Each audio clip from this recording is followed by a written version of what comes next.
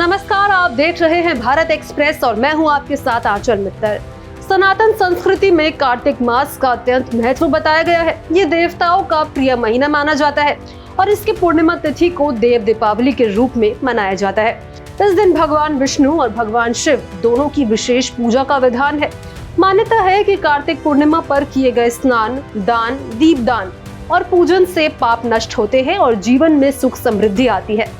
और अगर इस दिन कुछ विशेष उपाय किए जाएं, तो घर में सकारात्मक ऊर्जा का संचार होता है और मानसिक अशांति दूर होती है। और कहा जाता है कि ये उपाय करने से धन की वर्षा भी होती है। तो कौन से हैं वो उपाय, चलिए इस वीडियो में जानेंगे। सबसे पहले पवित्र नदी में स्नान करें।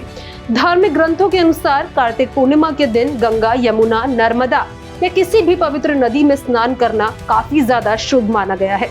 अगर नदी स्नान संभव ना हो तो घर पर ही स्नान के बाद गंगा जल के छींटे लगा ले। इससे मन, तन और वातावरण की शुद्धि होती है और मानसिक शांति प्राप्त होती है। फिर दूसरा है भगवान विष्णु और शिव की संयुक्त पूजा करना। इस दिन हरिहर मिलन का विशेष महत्व है, इसलिए भगवान विष्णु और भगवान शिव की संयुक्त आराधना करनी चाहिए। तुलसी दल से विष्णु जी का पूजन और बेलपत्र से भोलेनाथ का अभिषेक करने से जीवन में स्थिरता और समृद्धि आती है। ये पूजन वैवाहिक जीवन में मधुरता और पारिवारिक एकता को भी मजबूत बनाता है। फिर तीसरा, दीपदान अवश्य करें। संध्या के समय दीपदान को देवताओं की दीपावली कहा गया है। मंदिर, नदी तट, घर के द्वार और तुलसी चौरा पर दीपक जलाने से नकारात्मक ऊर्जा दूर होती है। ऐसा करने से लक्ष्मी कृपा प्राप्त होती है और घर में धन की वृद्धि होती है। चौथा काम है दान पुण्य का संकल्प लेना। शास्त्रों में कहा गया है कि दान और तप से ही मोक्ष का मार्ग प्रशस्त होता है। कार्तिक पूर्णिमा के दिन भोजन, वस्त्र, दीपक, तिल या सोने चांदी का दान करना अत्यंत पुण्यकारी होता है। इससे पिछले कर्मों के दोष मिटते हैं और जीवन में शुभ फल प्राप्त होते हैं। फिर आएंगे पांचवें काम पर, तो तुलसी पूजन करना चाहिए। तुलसी माता को लक्ष्मी का रूप माना गया है।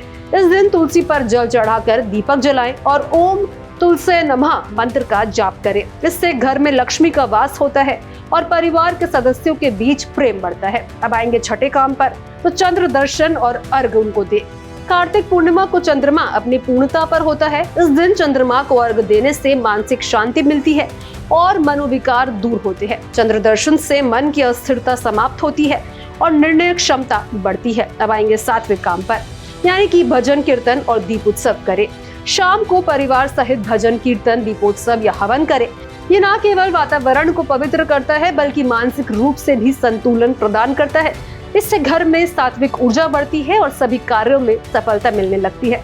तो आप सभी को हमारी तरफ से देव दीपावली की ढेर सारी शुभकामनाएं।